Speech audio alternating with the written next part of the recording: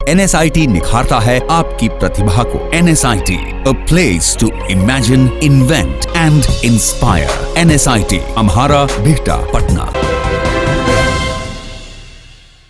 नमस्कार, आप देख रहे हैं सिटी पोस्ट। मैं हूं अभिषेक मिश्रा। क्या बिहार में बीजेपी और जेडीयू की दोस्ती अंतिम सांसें गिन रही है और क्या इस दोस्ती का दरकना तय है? ये सवाल इसलिए है क्योंकि एक खबर मीडिया रिपोर्ट्स के हवाले से तैर रही है। खबर यह है कि मुख्यमंत्री नीतीश कुमार ने आरएसएस और उसके सहयोगी संगठनों के बारे में विस्तृत जानकारी मांगी है और इस खबर के सामने आने के बाद बीजेपी की ओर से प्रतिक्रिया भी सामने आई है। कई राष्ट्रीय और अंतर्राष्ट्रीय अवार्डों से सम्मानित डॉक्टर सुनील दुबे और वैद्य सुभाष दुबे के द्वारा सभी तरह के यौन रोग एवं चर्म रोगों का सफल इलाज। दुबे क्लिनिक, लंगर टोली चौराहा, पटना। बीजेपी एमएलसी सच्चिदानंद राय, जो इससे पहले भी कई बार सीएम नीतीश कुमार पर हमलावर रहे हैं, उन पर निशाना साधते रहे हैं, नीतीश कुमार की नीयत पर शक बताया है। उन्होंने एक बार फिर एक वीडियो जारी किया है और यह कहा है कि मैंने पहले ही कहा था कि नीतीश कुमार पर भरोसा नहीं किया जा सकता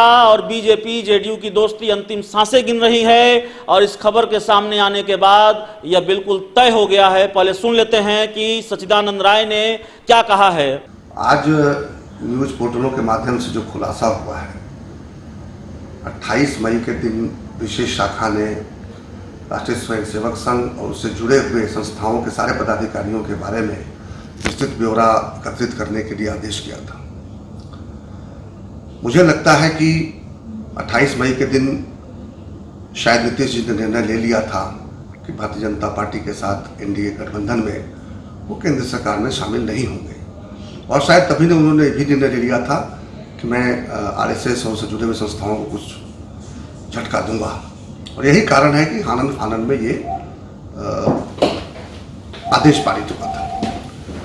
देखिए, नीतीश जी ने तो 19 मई को ही अपना मनसा जाहिर कर दिया था, जब दोपहर में, जबकि चुनाव की अंतिम सांसें चल रही थी, दोपहर में ही उन्होंने अपनी मनसा जाहिर कर दी थी धारा 370 कॉमन सिविल कोड, राम मंदिर के मुद्दों पर। और तब मैंने अपनी प्रतिक्रिया भी दी थी जिसके लिए मुझे बागी या विद्रोही कहा गया था। लेकिन मैं एक छात्र हूँ, राजनीति का भी छात्र हूँ, मैं समझ रहा था कि ये किस दिशा में जा रहा है। 28 मई को तो ये हो चुका था, किसी को पता नहीं था। लेकिन 24 जून को बलियावी जी के माध्यम से, हमारे विधान पार्षद साथी हैं, उनके माध्यम से कई पोर्टलों पर जिस तरह की प्रतिक्रियाएं दी गई 3 तलाक के मामले में, वो बड़े आपत्तिजनक थे। तब मुझसे बर्दाश्त नहीं हुआ। मैंने उस पर, ठीक है, हो सकता है कुछ शब्दों का चयन में मुझसे चूक हुई होगी, लेकिन मैंने अपनी बात रखी जिसके लिए काफ़ी मेरे ऊपर दबाव बना। केसी त्यागी जी ने मुझसे कारण बताओ नोटिस मुझे सर्व करने की बात भी करी और इसके बाद से ठीक है, एक तो हुआ कि कम से कम जदयू के नेताओं की तरफ से, जदयू के प्रवक्ताओं की तरफ से और वक्तव्य आने बंद हो गए। लेकिन आज ये खुलासा बड़ा ही चौंकाने वाला है और बड़ा ही कष्ट पहुंचाने वाला है। भारतीय जनता पार्टी ने जिस तरह से सहयोग करके बराबर सीटों पर उन्हें लड़ने का मौका दिया, आज 16 सांसद जदयू के लोकसभा में हैं, इन सब के बावजूद इस तरह का रवैया न गठबंधन के लिए अच्छा है, न मैं समझता हूँ जदयू के लिए अच्छा है और न बिहार के लिए अच्छा संकेत दे रहा है। मुझे पूरा विश्वास है कि शीर्ष नेतृत्व इसका संज्ञान लेगा और जल्द ही कोई निर्णय इस गठबंधन के संबंध में दोनों पार्टियों की तरफ से आएगा।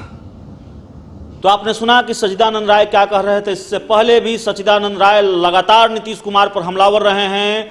उन्होंने इस वीडियो में यह भी कहा है कि नीतीश कुमार धारा 370, राम मंदिर, कॉमन सिविल कोड जैसे तमाम मुद्दों को लेकर बिल्कुल स्पष्ट राय रखते रहे हैं और उनकी राय इन मुद्दों पर रही है। इससे यह स्पष्ट है कि नीतीश कुमार पर भरोसा नहीं किया जा सकता। नीतीश कुमार जब वोट देने पहुंचे थे लोकसभा चुनाव के अंतिम चरण के दौरान, तब भी उन्होंने अपनी बात रखी थी इन मुद्दों को लेकर और उस समय इसकी जरूरत नहीं थी, इसलिए नीतीश कुमार भरोसे के लायक नहीं है। तो सच्चिदानंद राय अब बरस पड़े हैं और नीतीश कुमार से सीधे भिड़ गए हैं, उन पर निशाना साध रहे हैं। इस खबर के सामने आने के बाद कि नीतीश कुमार ने सीएम नीतीश कुमार ने जानकारी मांगी है आरएसएस और उसके सहयोगी संगठनों को लेकर।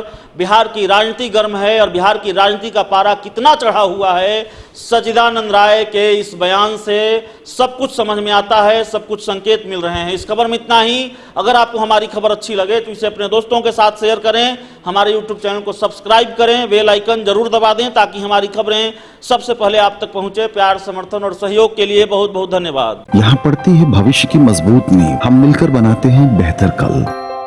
गोपाल नारायण सिंह यूनिवर्सिटी, आपके बेहतर कल के लिए। क्या आप जानते हैं कि घर बैठे आप अपनी स्वास्थ्य समस्याओं का सॉल्यूशन पा सकते हैं सॉफ्टकेयर मोबाइल ऐप के द्वारा। अधिक जानकारी के लिए आप संपर्क कर सकते हैं। हमारे फोन नंबर्स हैं 9472981111, 9472982222। Softcare app, solution at your finger tips.